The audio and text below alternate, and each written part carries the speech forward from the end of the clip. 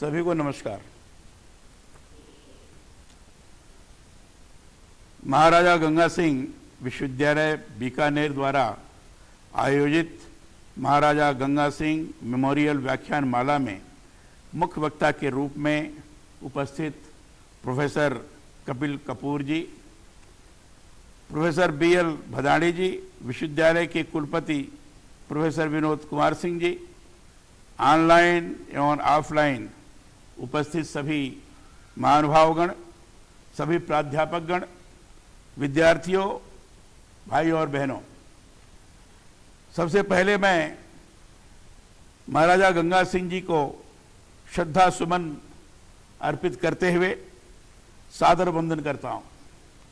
शैक्षणिक प्रशासनिक सुधार एवं विकास की गंगा बहाने के लिए महाराजा गंगा सिंह जी को आधुनिक सुधारवादी एवं भविष्य दृष्टा के रूप में याद किया जाता है।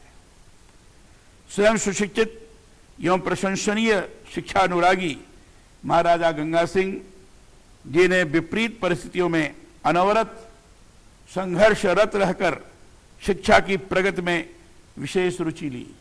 आदरणीय श्री भदाणी जी ने उनके जीवन के बारे में बड़े व्यवस्थित तौर पर जो भी प्रमुख घटनाएं उनके जीवन के अंतर्गत घटित हुई और जिसके आधार पर उन्होंने आगे कार्य किया है, इसका वर्णन किया है। और लगभग 1899 और 1900 के बीच में एक बड़ी विभीषिका थी, छप्पनिया विभीषिका जिसको कहते हैं। उसमें पानी का बड़ा अभाव था और उस समय गंगा सिंह जी ने, जो अभी सतलुज नदी से आपने गंगा नहर की बात करके की, लाकर बीकानेर को पानी से सिक्त किया था। लोगों को पानी की कमी नहीं होने दी थी।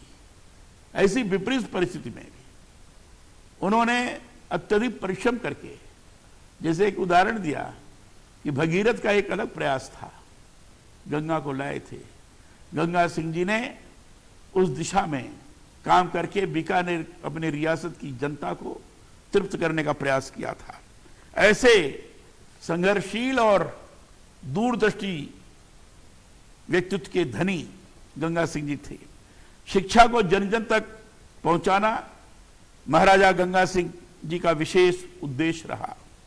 महाराजा गंगा सिंह जी का ऐसा विश्वास था कि आम नागरिक अपने उत्तरदायित्व का निर्वाह तभी कर सकते हैं जब उन्हें शिक्षा का समुचित अवसर प्राप्त हो।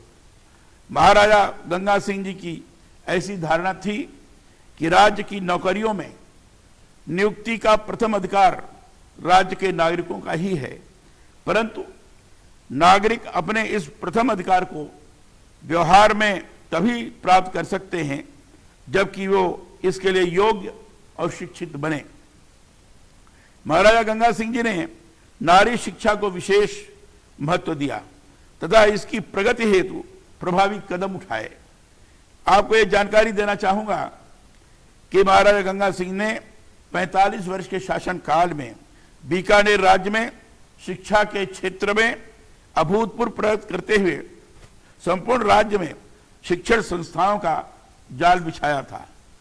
महाराजा गंगा सिंह जी ने उस समय शिक्षा की प्रगति के लिए योजनाबद्ध ढंग से कार्यक्रम की रचना की। उसका समुचित तौर पर क्रियान्वयन कैसे हो सकता है, इसको किया और उसका अनुश्रवण, मॉनिटरिंग जिसको कहते हैं, स्वयं लगातार करते रहे। उसके लिए उस प्रकार का उन्होंने प्रबंधन किया और उस प्रबंधन के आधार पर सबको शिक्षा प्राप्त हो जाए, इसका उन्होंने प्रयास किया। जैसे अभी हमारे प्रोफेसर कपूर ने कहा कि उन्होंने घर घर जाकर बालिकाएं कैसे शिक्षा प्राप्त करें, उनको कैसे पढ़ाया जाए, इस प्रकार की व्यवस्था की। जैसे राजस्थान में मैं समझता हूं कि उस समय जो समाज के बारे में चिंतन करने वाले लोग थे, ऐसे पंडित हीरालाल शास्त्री जी का भी उदाहरण आता है। बनस्थली का भी इसी तरीके से निर्माण हुआ था।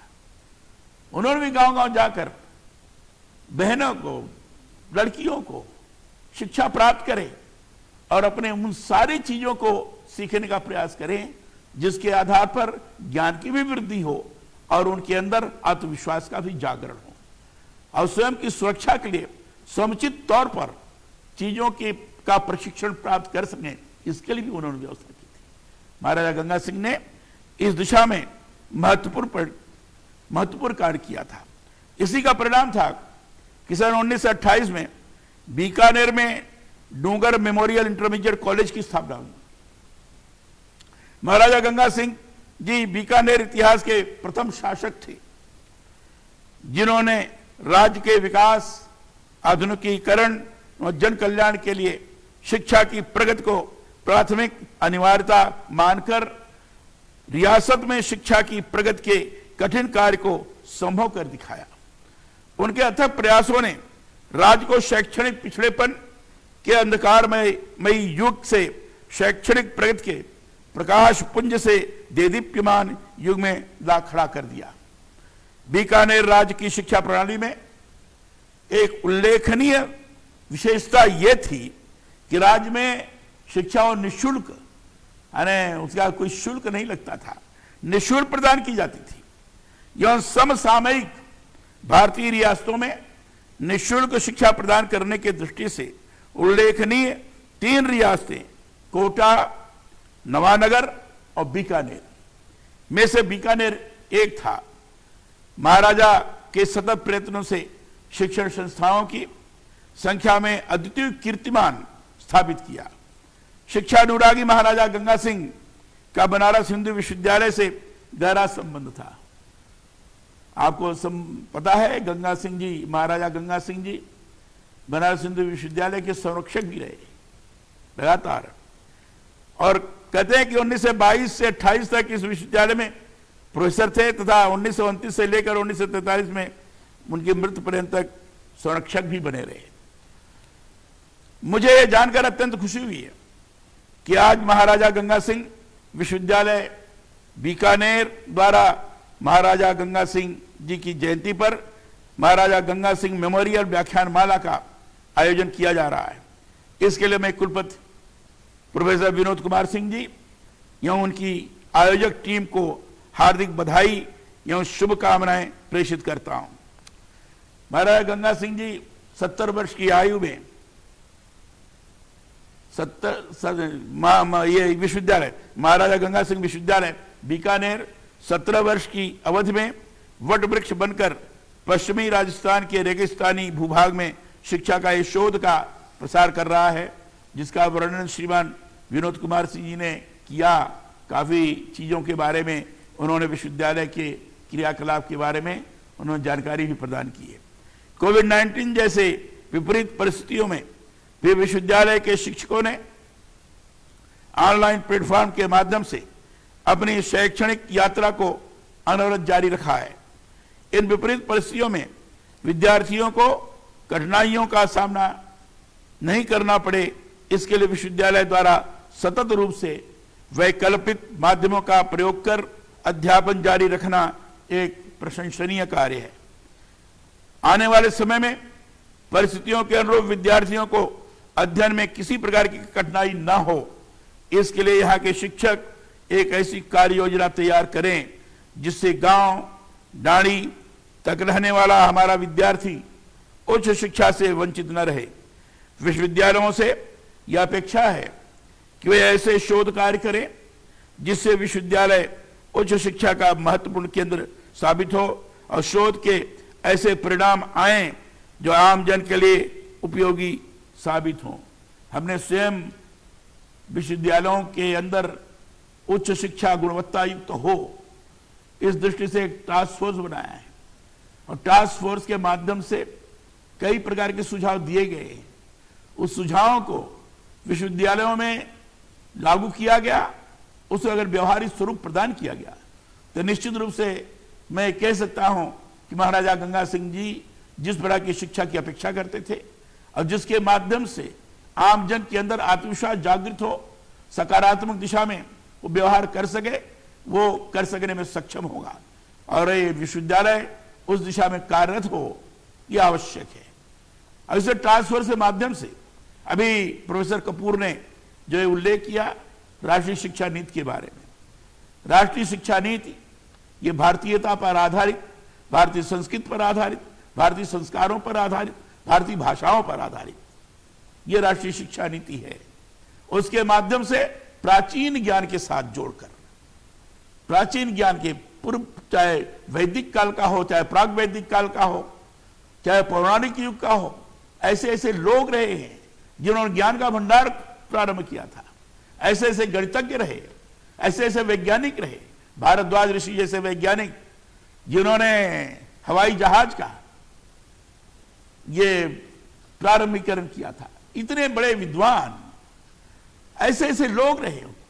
तो ऐसे ज्ञान के साथ जोड़कर चलने वाली ये शिक्षा प्रणाली बने, उस दिशा में लोग आगे बढ़ सके, ऐसी शिक्षा प्रणाली जिसका श्रीमान गंगा सिंह, ये हमारे प्रोफेसर कपूर जी ने उल्लेख किया।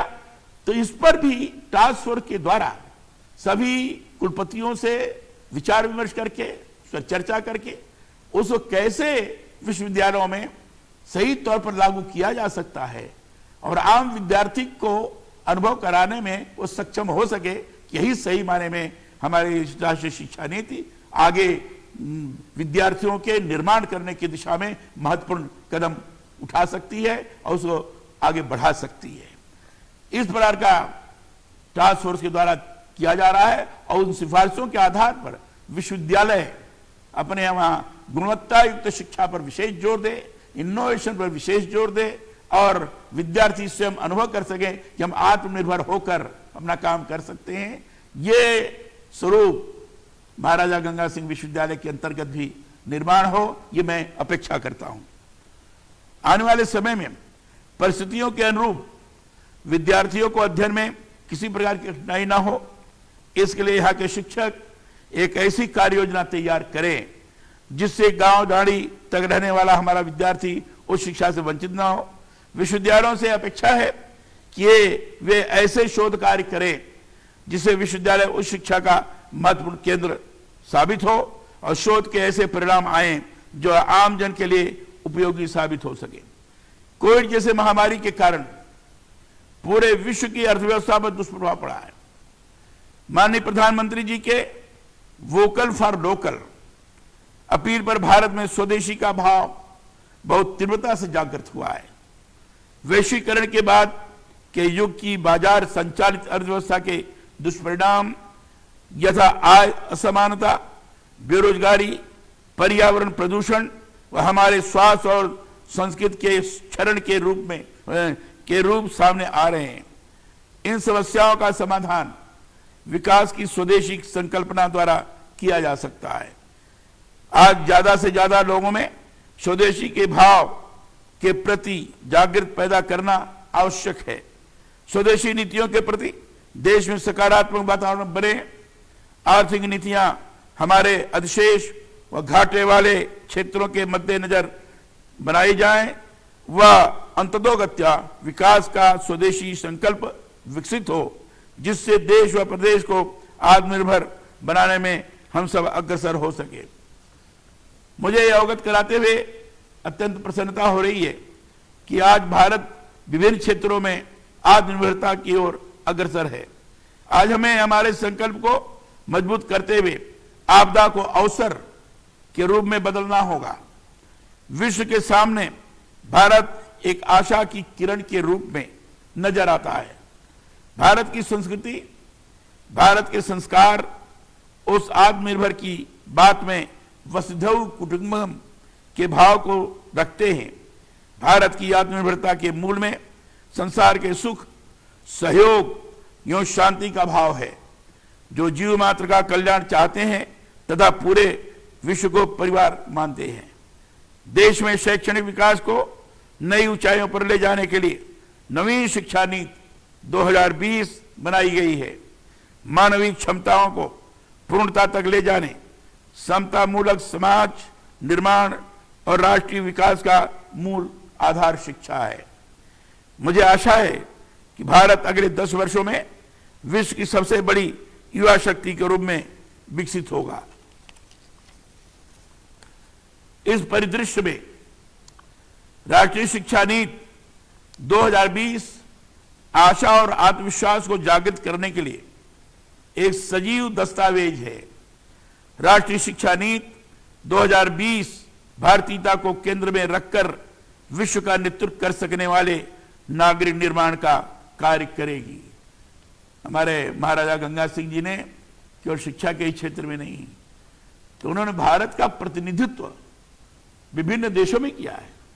1924 में लीग ऑफ नेशंस के 5वें अधिवेशन में भी उन्होंने भारतीय प्रतिनिधि के हैसियत से भाग लिया था और उन्होंने अपने वक्तृता के आधार पर स्वाभाविक रूप से भारत के प्रति एक सम्मोहन लोगों के मन के अंदर पैदा किया था और वो उनका व्यक्तित्व इस प्रकार था कि स्वाभाविक रूप से भारतीयता को आधार मानकर, भारतीय संस्कृति को आधार मानकर धर्म के आधार पर चलने में किसी भी प्रकार की हीनता का भाव उनके मन के अंदर कभी नहीं आता था।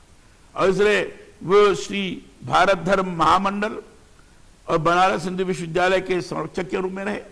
बनारस हिंदू विश्वविद्यालय की स्थापना के बारे में आप लोगों को अच्छी तरह पता है। मालवीय जी ने बनारस हिंदू विश्वविद्यालय जब प्रारंभ किया तो उन्होंने कहा कि भारतीय संस्कृति और संस्कारों पर आधारित यह बनारस हिंदू विश्वविद्यालय है। जो विभिन्न विषय पढ़ाए जाएंगे उसके साथ ही साथ उसमें धर्म एक विषय रहता था। पाठ्यक्रम के अंतर्गत धर्म भी विषय होता था। उस विषय में पास होना बहुत आवश्यक होता था, यद्यपि प्रतिशत के अंतर्गत उसके अंक की गणना नहीं होती थी, लेकिन पास होना जरूरी होता था।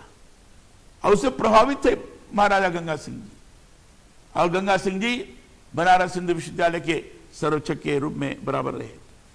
रॉयल कॉलोनियल इंस्टीट्यूट और ईस्ट इंडिया एसोसिएशन के उपाध्यक्ष थे। Indian Army Temperance Association, Bombay Natural History Society, London की Indian Society, Indian Gymkhana, Mayo College Ajmer की General Council, Indian Society of Oriental Art जैसी संस्थाओं के सदस्य और इंडियन रेड क्रॉस के पहले सदस्य थे। चौतरफा उनकी प्रतिभा थी और उस प्रतिभा के आधार पर लोगों को स्वाभाविक रूप से जिस ढंग से चाहते से उस दिशा में उनको ले जाने का प्रयास करते थे। ऐसे व्यक्तित्व के धनी, तो ऐसे विद्यार्थियों का निर्माण जिनके स्वाभाविक रूप से एक भारतीय दृष्टि हो और जिस दृष्टि के आधार पर वो स्वयं प्राप्त की हुई गुणवत्तायुक्त शिक्षा के कारण लोगों को ये दर्शा सके कि हम अमुक विश्वविद्यालय के हैं, हमने यहां से पढ़ाई की है, उसका एक यानी उस व्यक्तित्व को, विद्यार्थी को देखने के पश्चात विश्वविद्यालय का परिचय प्राप्त हो सके। यह स्वरूप निर्माण होना बहुत आवश्यक है। ऐसे नागरिकों का निर्माण विश्वविद्यालयों के माध्यम से होना चाहिए। मुझे यह जानकर अत्यंत प्रसन्नता हुई है कि महाराजा गंगा सिंह विश्वविद्यालय द्वारा नई राष्ट्रीय नीति 2020 को विश्वविद्यालय स्तर पर प्रभावी रूप से क्रियान्वित कराने के लिए दिनांक 5 से लेकर 23 सितंबर तक 2020 की अवधि में ऑनलाइन लेक्चर सीरीज का आयोजन किया गया। इस सीरीज के माध्यम से देश विदेश के शिक्षाविदों से प्राप्त सुझावों को संकलित कर विश्वविद्यालय सकारात्मक रूप से लागू करने का प्रयास करेगा, ऐसी मेरी अपेक्षा है। विश्वविद्यालय परिसर में अंतर्राष्ट्रीय स्तर के इंडोर स्पोर्ट्स कॉम्प्लेक्स व ऑडिटोरियम के निर्माण से विश्वविद्यालय का आधारभूत विकास होगा। साथ ही क्षेत्र के विद्यार्थियों, शिक्षकों और खिलाड़ियों को इनसे लाभ मिलेगा। एवं राष्ट्रीय अंतर्राष्ट्रीय स्तर की शैक्षणिक संगोष्ठियां एवं खेलकूद गतिविधियां आयोजित करने का एक महत्वपूर्ण केंद्र होगा, जिसके बारे में श्रीमान कुलपति महोदय ने बताया। लेकिन कुलपति महोदय जी ने एक बिंदु पर मुझे लगता है कि बना है कि नहीं बना है, संविधान उद्यान बनाने की बात की गई थी। सभी विश्वविद्यालयों में संविधान उद्यान बनाया जाए, कॉन्स्टिट्यूशन पार्क, और बीकानेर में तो पहले से शायद संविधान उद्यान बनाया गया है, उसका अभी लोकार्पण करना बाकी है। संविधान उद्यान इसलिए बनाया गया कि संविधान के बारे में पूरी जानकारी प्राप्त हो लोगों को। मैंने वाचन कराया, संविधान के प्रियम्बल का वाचन कराया।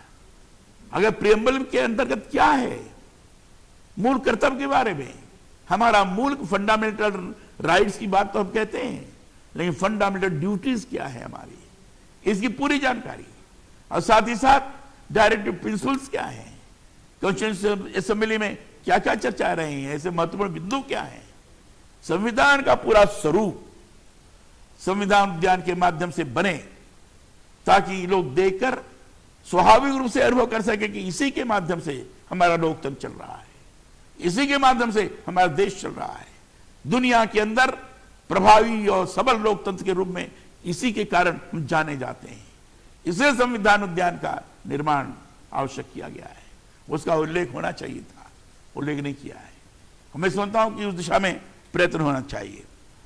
मेरे विश्वविद्यालय से अपेक्षा है कि भविष्य में विद्यार्थी हित को सर्वोपरि मानते हुए शैक्षणिक और सामाजिक क्षेत्र में अपना महत्वपूर्ण योगदान प्रदान करें। मेरी शुभकामना है कि गंगा महाराजा गंगा सिंह विश्वविद्यालय उनके सोच के अनुरूप कार्य कर सके, आगे बढ़ सके। यही कहकर मैं आप लोगों के प्रति शुभकामना व्यक्त करता हूं और अपेक्षा करता हूं उस दिशा में आप संस्काररत हों। धन्यवाद। जय हिंद।